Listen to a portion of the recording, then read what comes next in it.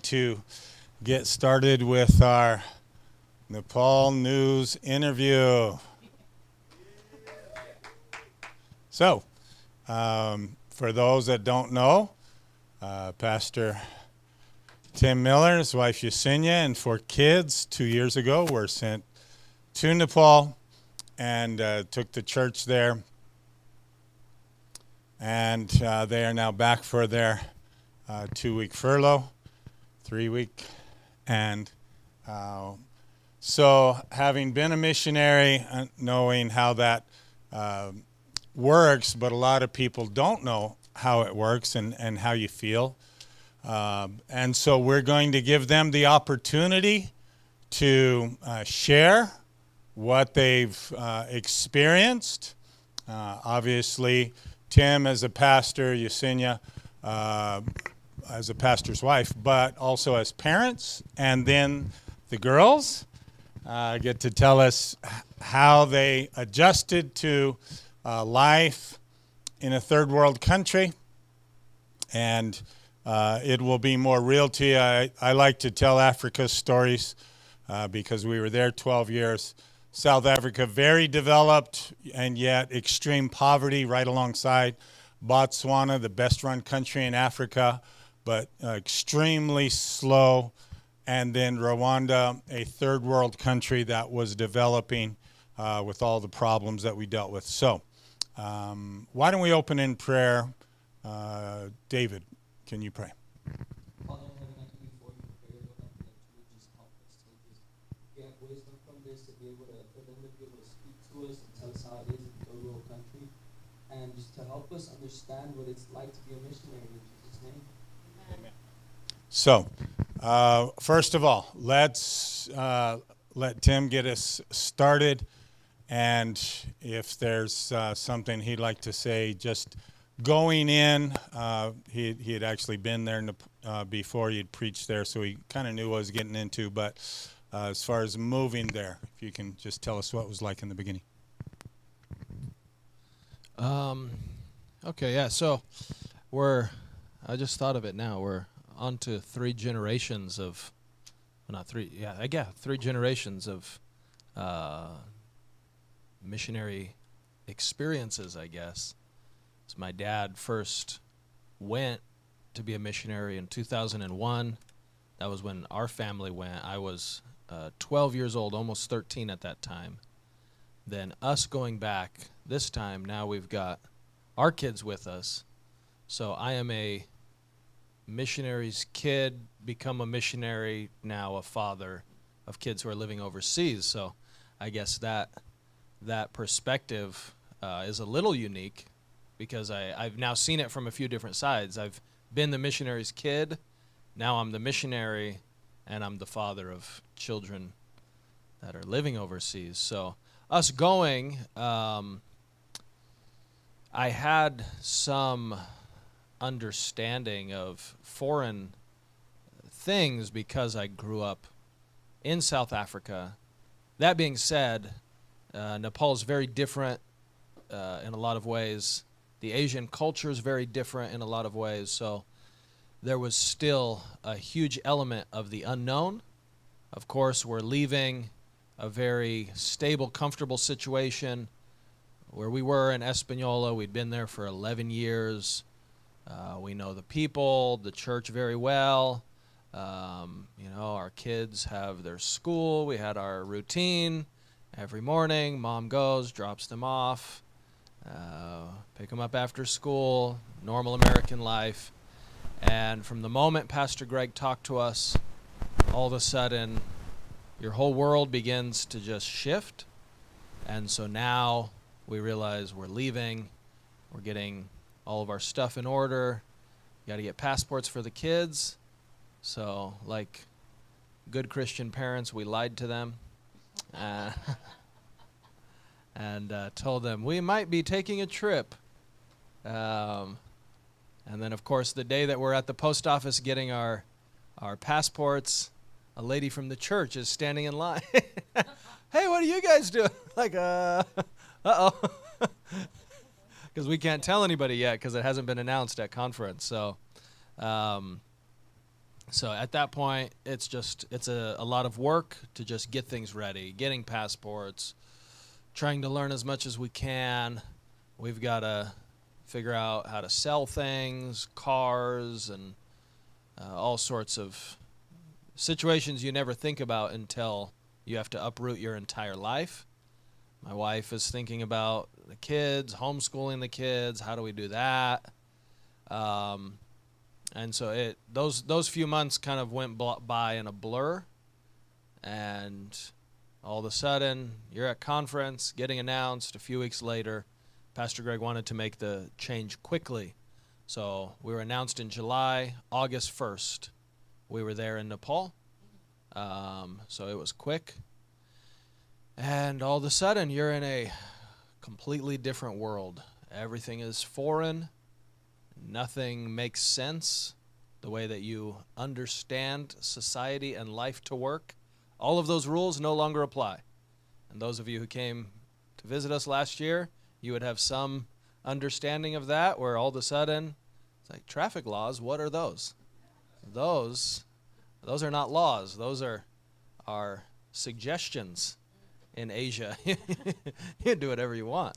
But that's just scratching the surface. I would say one of the first overwhelming experiences I had, we were trying to get, the other missionaries were leaving, we were trying to put the vehicle he had into my name so that I could drive somewhat legally. And going to their version, what do they call it? Is it MVD here? DMV? MVD? Okay. All right. So going to their version of the DMV was like nothing I have ever seen. And I grew up in South Africa, so I've seen some wild things. But walking into that place was like nothing I've ever seen. I mean, I can't understand the language, so I don't know any of the signs. I don't know where anything is, and there's no order at all. Everything is chaos. By the time I walk in to go to the counter, everything there, none of it is digital. So all of the records are all in massive books and folders. So they have shelves of infinite folders and books, and it's all falling apart. So there's papers all over the floor. And then we're like, hey, we need to find this registration for this specific vehicle. And they just disappear into the back somewhere. And they're never coming back. There's no way. And so, that was like one of the first where, I mean, from start to finish, I'm like, I have no reference for any of this. And then that just applies to everything. Everything you do for the first time, it's just a feeling of absolute confusion, and it's like I don't know how to do any of this. And then now, after 2 years, we are now settled, adjusted. You learn how to live. You learn how things work, and so that was us getting in. So,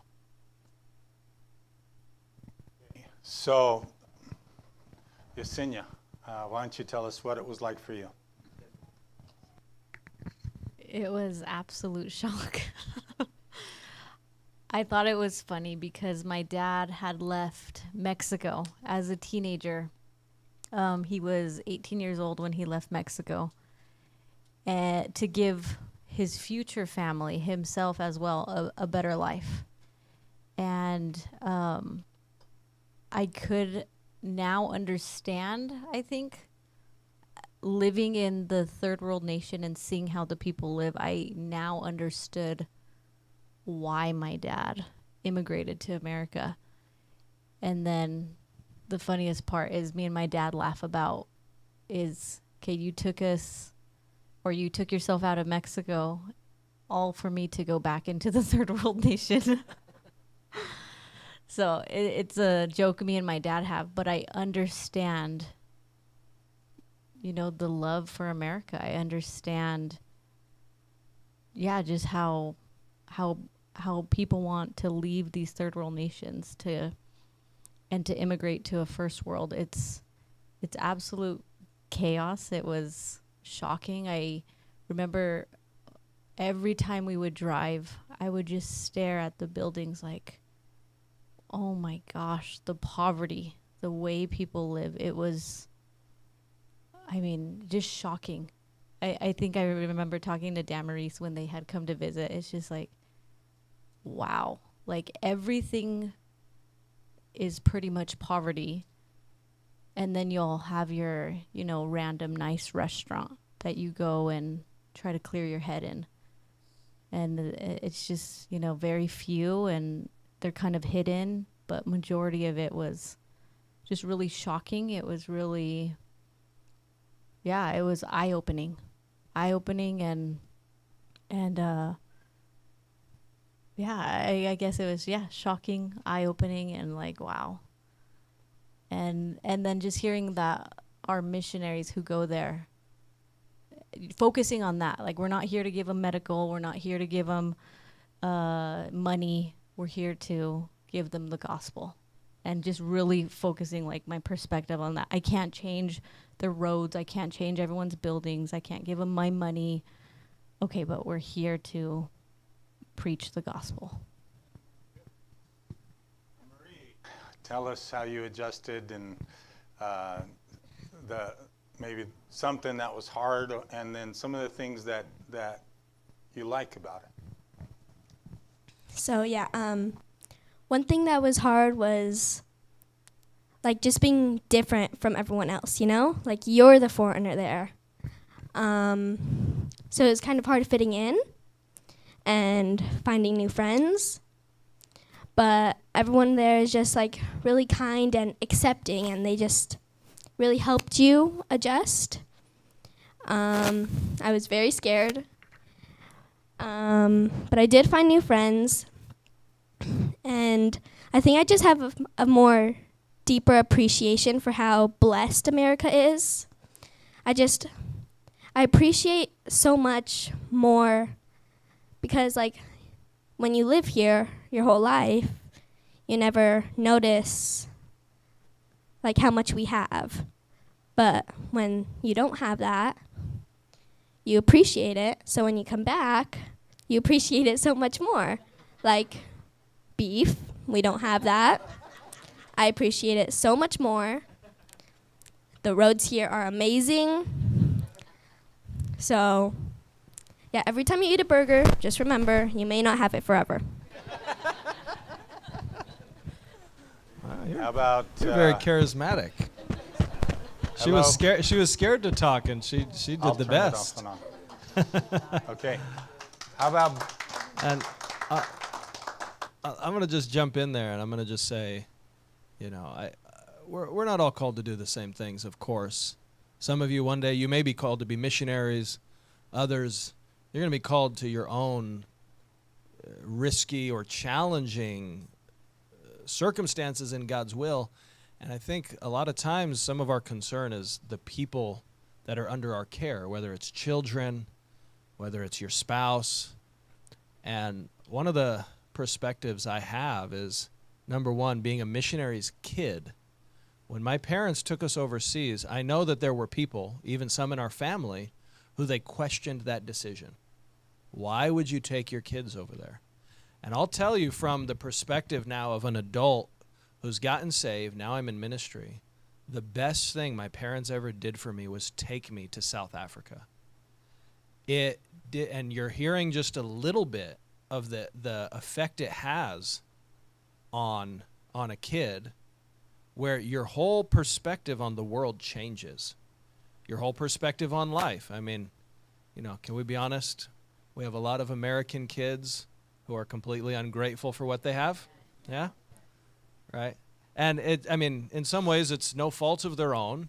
How could you really fully appreciate these things? But a lot of you parents, you understand how much is given to them, and it's easy to take that for granted. So whether it's gratitude, but it's also deeper than that, it's spiritual.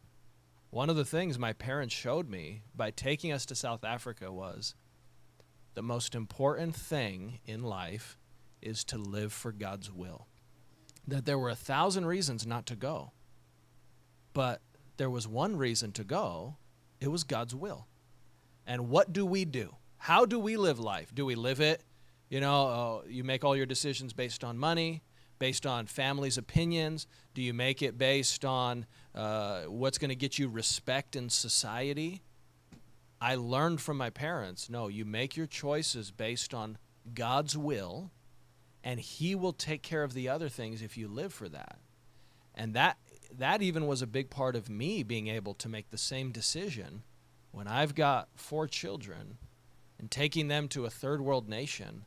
And I can tell you that already what I see, not only the gratitude, but I can even see my kids with a whole different perspective on people and on souls. Emma's already getting involved in ministry. She plays piano. She's helping. She helps to teach the kids in Sunday school. She's got a little puppet team going, and so we've got Nepali children that are now helping to do puppet ministry, and they're helping in outreaches to do that. And as a father, I want to tell you, I want good things for my kids. You know what I want most of all? I want them to be saved, and I want them to live for God's will, whatever God's will for their life is, because I know that everything else will work itself out if they can fall in love with Jesus and live for God with all their heart. And so the greatest thing my parents did for me is do God's will. And I believe the greatest thing I'm doing for my kids is saying yes to God's will. So whatever God's will for your life is, I want to tell you, say yes, because God will take care of the rest. Tell us how it affected you, hard things and some good things. So, it was sometimes scary in Nepal because, the Gen Z went against, the government, and that's scary. But my dad said, we have, the church there, and it's helped me to, grow my faith and trust God.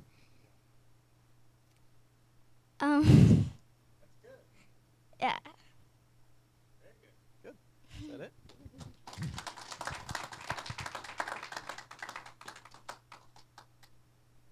Selah? Say anything? What was hard? The hard thing was to make friends and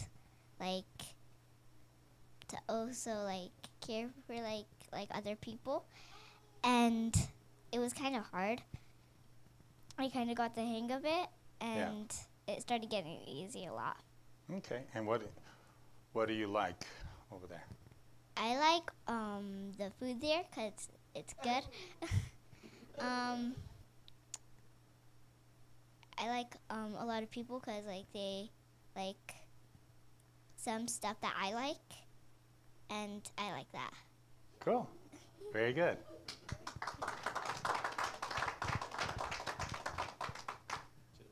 Okay, no problem. So we're going to open it up, and if you have questions, lift your hand, and we'll get the mic to you. John, go ahead and start. My first question is, you explained how when you got there, all these, your whole world is just different. So how do you not go crazy, when things like that happen? And obviously, our reaction is to, of course, be confused and go a little crazy, but how did you get back to, okay, I'm here for this purpose, and, how's it going? Man, there's probably a lot of things you could say that go into that. I wouldn't say I'm completely not crazy. I'm a little crazy. I think maybe part of the missionary experience is going a little bit crazy. I think the biggest things, number one, is knowing why you're there. We are there for a specific reason. Like Sen said, we can't fix society's problems. It's impossible. Right. The first world gives billions of dollars to these nations, and pretty much nothing changes.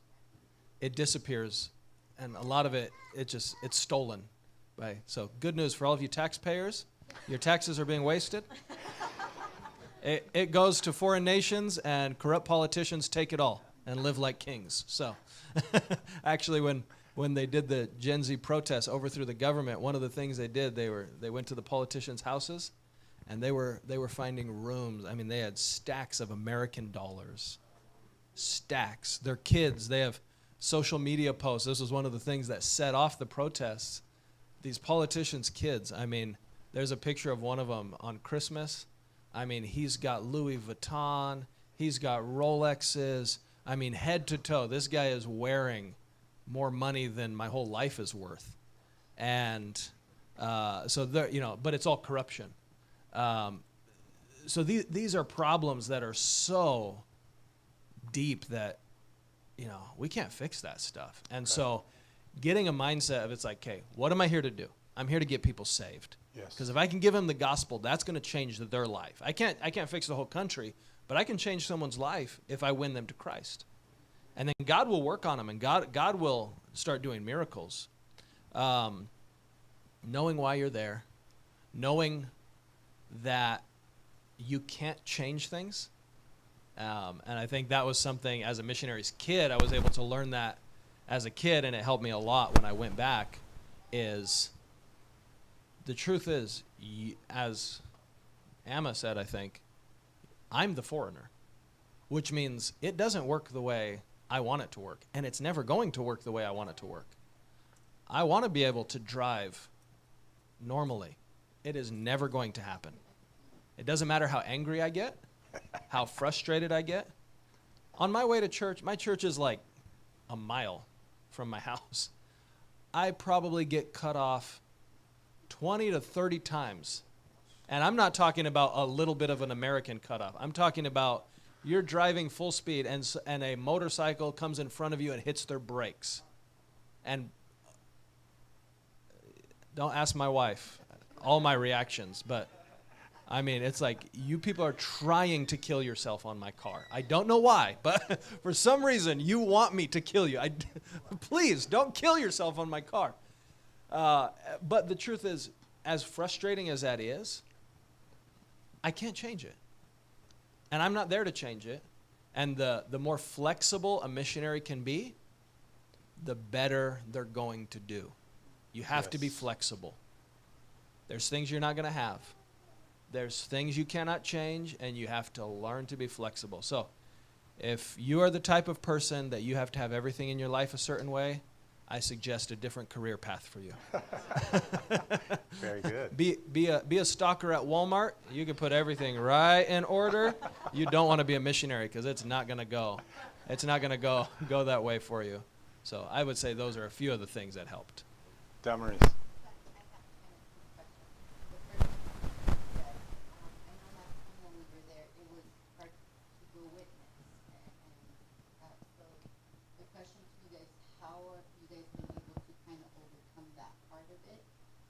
Obviously that still hasn't changed, but what are some of the things you've been able to do to do that?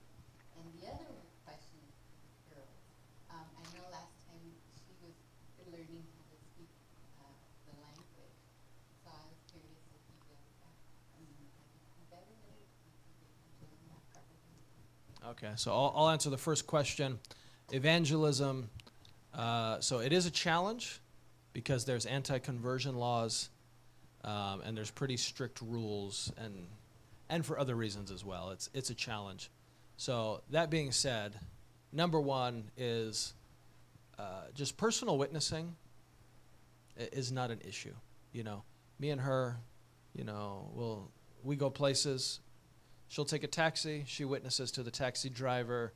A few months ago, there was a restaurant we go to all the time. We got to know the waitress very good. And we were actually able to lead her to Christ. So for months, we were witnessing to her. She's born and raised a Hindu. She has no clue about Jesus. And just witnessing, sharing the gospel, other people's testimonies. She got to hear some testimonies of some people in our church. And I mean, it's amazing because being overseas, you have like, it in a lot of ways, it's like feels like you're living the Book of Acts. Yeah. I mean, she literally, we're in the car. We've been witnessing to her for months by this point, and you have to be careful over there. The whole law of like forced conversion is something you have to kind of be careful with. And so we tell people all the time, right? We can't force you to convert. We're not doing that. We're telling you about Jesus, but it has to be your choice. And so it was pretty special. We were in the car driving to church, and she said, if I wanted to convert, what would I do? What would I have to do? And it was like a, what must I do to be saved moment. And it was amazing, so I explained it to her, and then I said, are you thinking about that? Do you think that that's what you want to do? And she said, yes, I want to become a Christian. Those are the moments that it's like, man, I mean, that's worth everything, right? So personal witnessing, not a problem. Now, we took over a church, so that's very different than pioneering, because actually we have our people do most of the evangelism, which is good for safety, number one, because they can solve most problems that may occur with police or something on their own. But if I'm there, I complicate everything. So I attract unnecessary attention, and I'm also, dollar signs everywhere I go, right? So if police see me, that's a way to get money. And it makes the waters very muddy when foreigners get involved. So it's actually worked out really well. Number one, the people feel more safe if I'm not there than if I show up on outreach. And it also allows us to disciple them better, because, right, everyone knows when pastor's there, people just submit to, right, whatever pastor says, we'll do that. But when I'm not there, the disciples have to rise up and do it. So we've been able to disciple people a lot better, I think, because our hands are tied with that. I can't be there, so you guys have to do it. And then you can ask me questions about what to do and how to do it, but you guys are the ones who have to do it. Because our vision in these nations, we are not there to keep missionaries there. We are there to get Nepali people saved, train Nepali laborers and workers, and then ultimately to nationalize the church and have Nepali pastors, right? So all of that kind of works in our favor. Now, the other missionary couple, they're kind of pioneering. Things are a little different for them. In those cases, a lot of the, some of it you just have to do it and trust God. And then some of it is events work very good there, because you can draw people into your building. And once they're in your building, it's kind of, you can do whatever you want, because it was like their choice to come in. So nobody could say we're trying to force them because you chose to come in here, right? If you don't want to be in a church, don't come in. So that helps also. By the grace of God, please keep praying for us this way, that God gives us more ideas, because by the grace of God, we've been able to stumble on some really effective outreach ideas, me and the other missionary, that have been able to draw people. So we have some outreach ideas that, they're getting, 30, 50, 80 visitors into the church building, which is powerful, because then it's like, man, now we can just witness, right? Now we can just preach to them. So that's kind of how that worked. Now, girls, Nepal language. So we know a couple words and phrases. No. Our helper speaks to them in Nepal, and they know a couple songs. I don't try to sing them because I'm afraid I would offend them. They might tell you some, but I don't attempt it because I don't want to curse in Nepali. Yeah, we know a lot of words. We know how to say what's your name and what's my name, and yeah.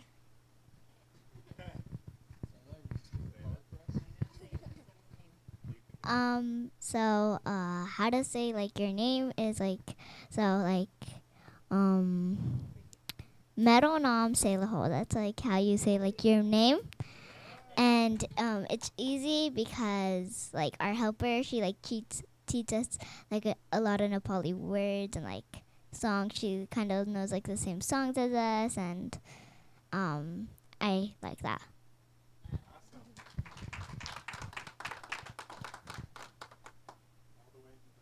Carmen.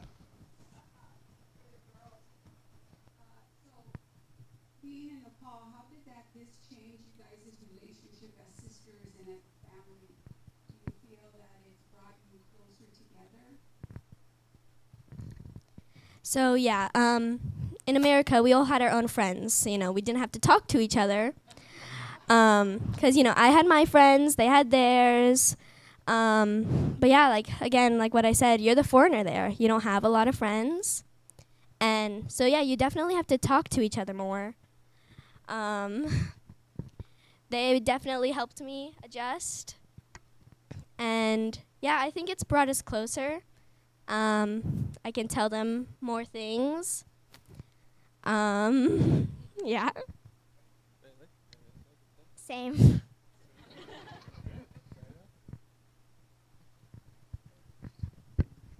So, we don't have like much friends.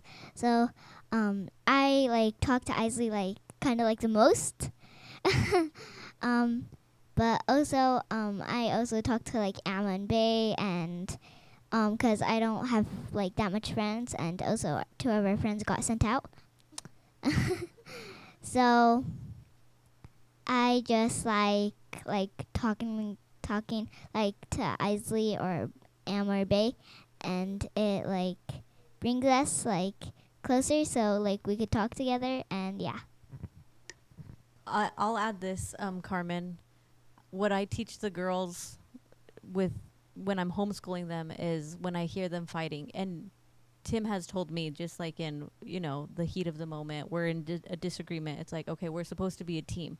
So that's what I pass on to the girls too. When they're arguing or getting at each other or not getting along, I tell them, okay, guys, we need to help each other. All of us need to help each other.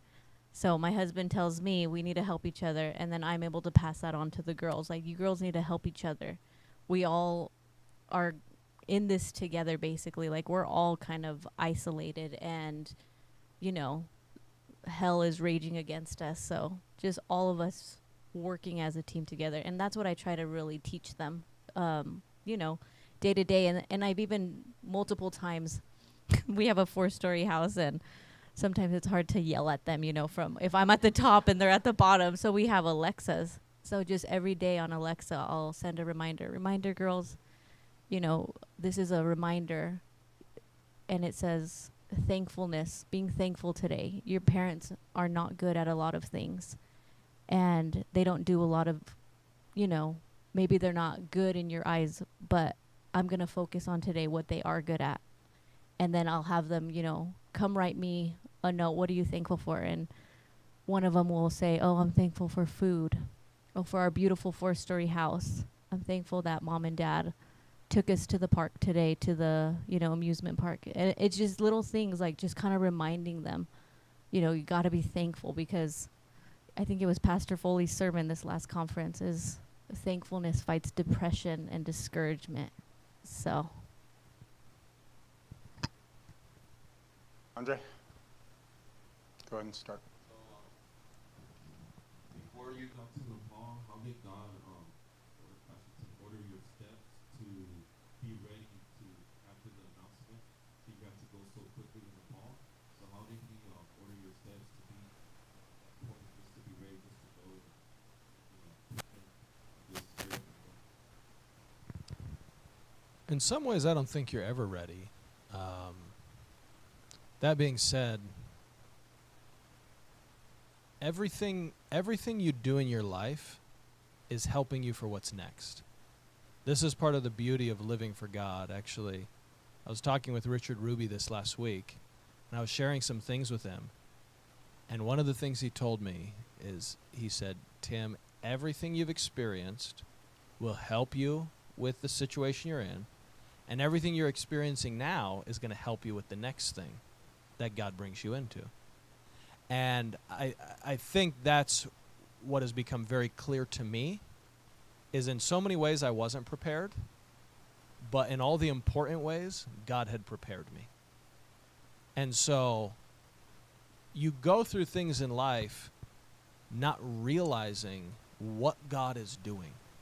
And we make a mistake to think of our lives on the surface. In other words, right, good things happen and we go, oh, isn't that nice? I'm so happy that things are good. Bad things happen and we go, come on, God, can't you just make it stop happening? Why am I going through this? And although I don't have all the answers of why we go through everything we go through, I can tell you that this experience, I look back on so many things that I had to go through, and I go, wow, that makes a lot of sense now. Actually, on my way to church this morning, a missionary from India called me, and his question was basically, which it's funny because I know all the backstory and some of the challenges I'm facing. His question was basically, wow, how did you plant 2 churches in 2 years? And I'm in a situation where I'm stuck with the guys I'm working with. I can't get them to a certain level. How did you do it? And it kind of made me laugh because really what had happened was I went through things in Espanola that when I stepped into Kathmandu, the only way I can describe it is what I was looking at, I thought, oh, I've seen that before. I already know what that is because that's what I had to deal with it here. And I've got like a roadmap for it. So a lot of what you go through in life, it seems like God's kind of giving you a roadmap for what comes next, or he's preparing you in some way for what comes next. And I can tell you that God definitely prepared me in a lot of ways for what you described as a quick transition. And in a lot of ways we are, it's like I look at some other movements, and the way they send missionaries is so different than how we do it. I mean, there's movements where it's like you go to school and you're going to learn the language, 17 years learning fluent Mandarin, And it's like, for me, it was like, I show up to El Paso conference, Pastor Greg's like, I need someone in Nepal. Okay. And announce in July, August, you're there. I don't know anything. What am I doing here? But I have the most important things, right? God prepared me, and the Holy Spirit's with me.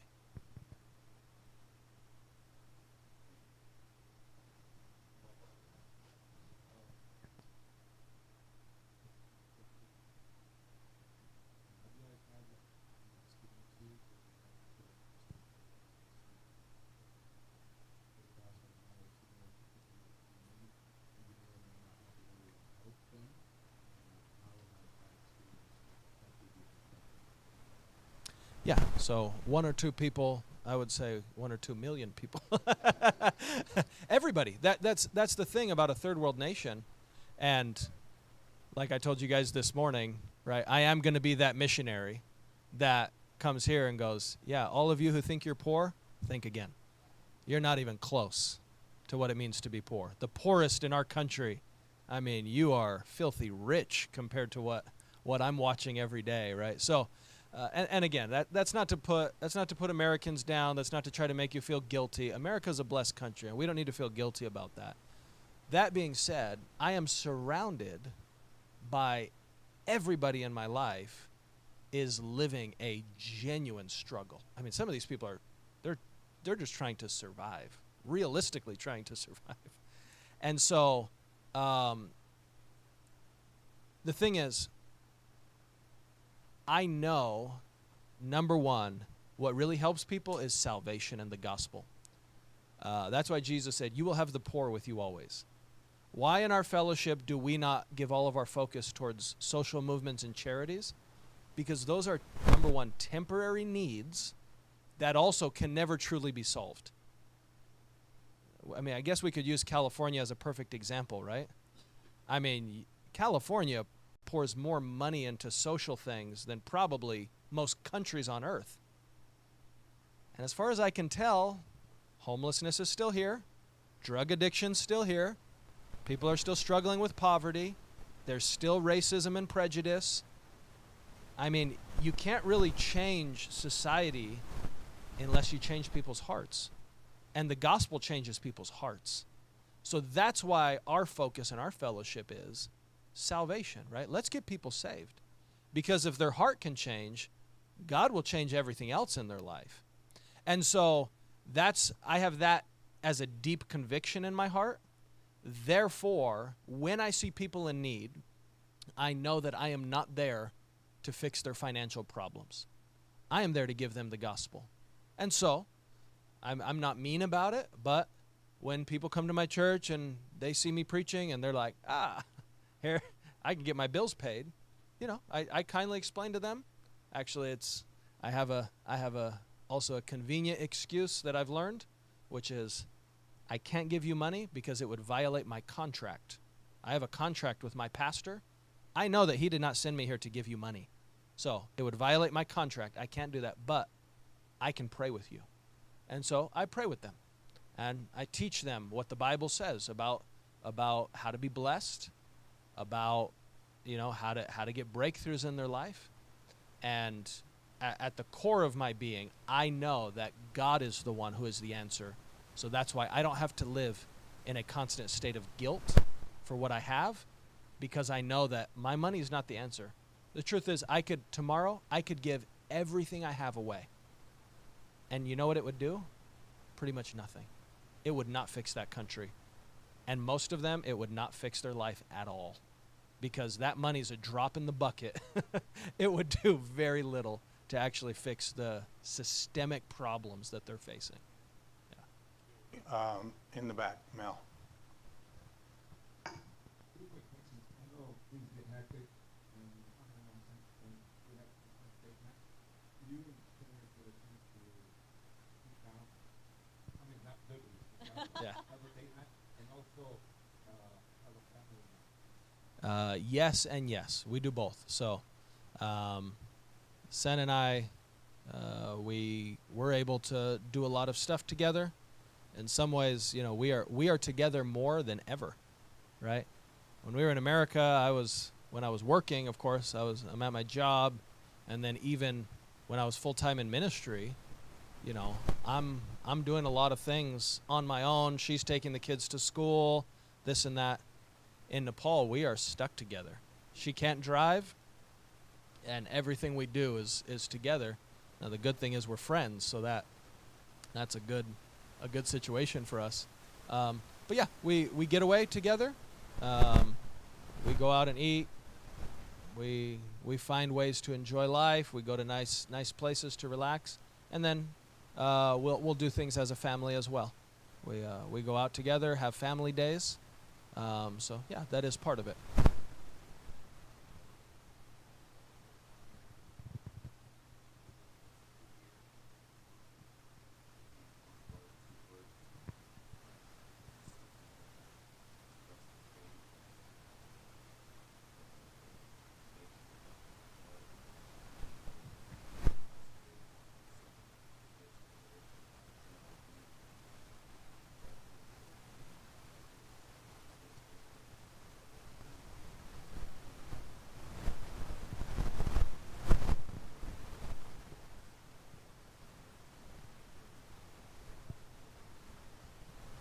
For me, I would say change and growth.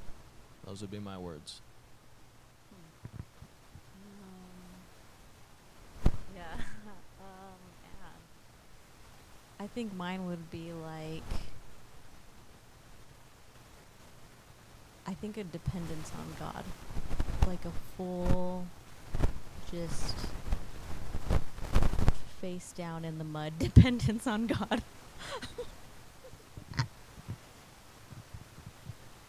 I think mine would just be appreciation. Like, I'm just so much more thankful for what I have now that I see people who don't have anything. Shocking.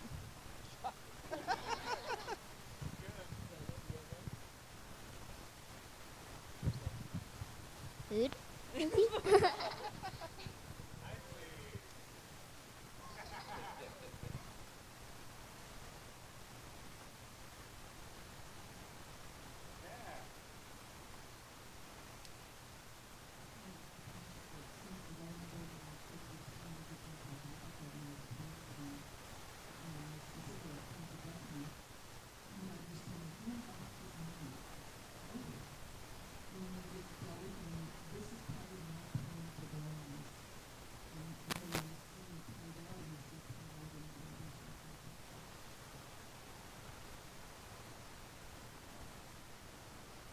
in.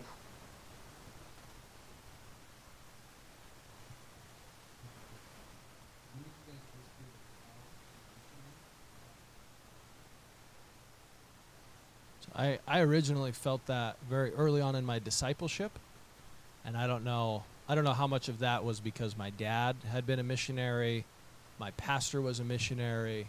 Obviously, our fellowship has a missionary spirit. But as I kind of shared with you guys this morning, for some time, that didn't even seem like it was going to happen. So I had kind of just left that with God. Maybe that won't happen. Then I would say a little over a year before I left Espanola, I started feeling like God was unsettling me, and I could feel that a change was coming, and I didn't have all the details of that, but then when Pastor Greg talked to me, I was like, oh, this is why I've been feeling this way. So by that point, I had quite a few confirmations, or the foundation had kind of been laid. So even though it wasn't like I had a vision from God, go to Nepal, by the time he talked to me, I had some things already at work inside of me that led me to believe that this was God's will. Yeah. And Ben, when we were talking, he told me, I'm called to be a missionary. So if you don't want to do that, basically get out now. And now she's like, why didn't I? No. Jerica.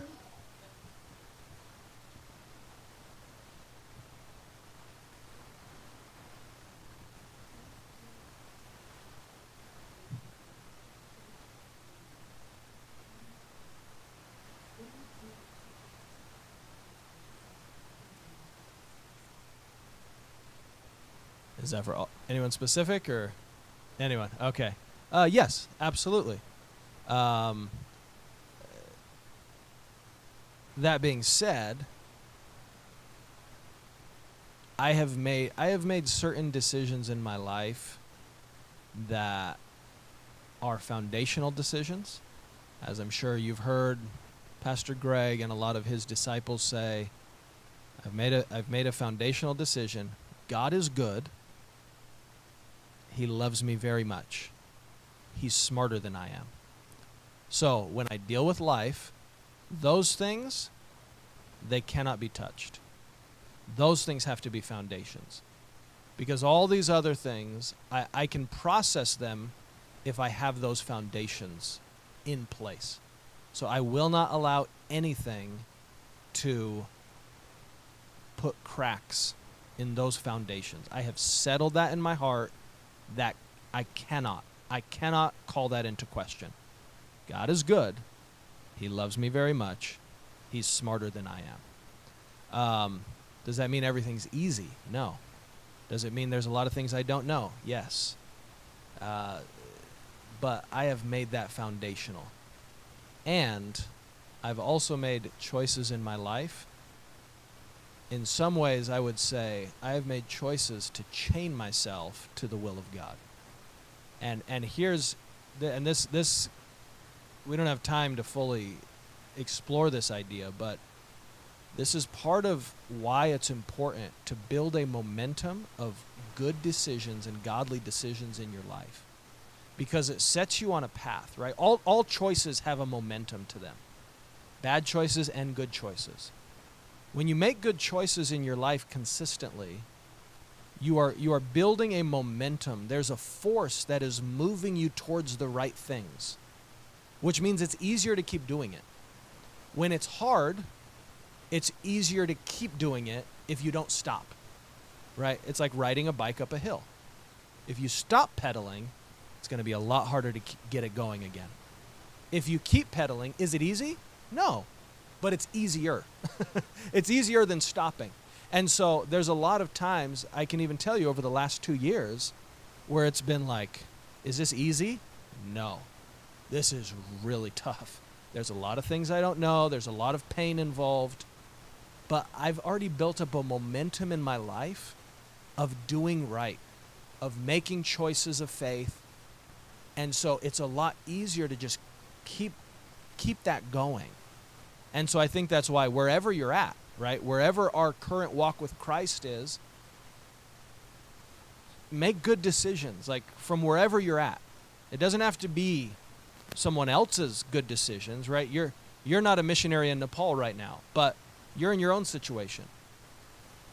Build up some consistency with good decisions, because it's going to help you in the challenging situations you're going to face in the future if you already have some momentum that's moving in the right direction. It's when we have momentum moving in the wrong direction that things get really hard. And sometimes that's where people come to an actual breaking point, is they have built up a lot of negative momentum. And then the devil goes, perfect. Now I'm going to hit you. But it's not just going to make your life a little tough. You're going to crumble. Because all this negative momentum, this is going to be the death blow, right? And I think sometimes that's where we see people completely fall apart, is there's been too much negative momentum built up in their decisions, and so now the devil has too much leverage on them. So I have learned I have to try to be consistent with making good choices that move me in the right direction for those critical moments when the devil would love nothing more than to cause me to have a total breakdown and crisis of faith. I need to have some momentum built up that will keep me going in the right direction while I give God time to kind of rescue me, right? Appreciate all of you coming, and take to heart what's been spoken. And all of this applies to life. It's not just being a missionary, okay, dealing with problems.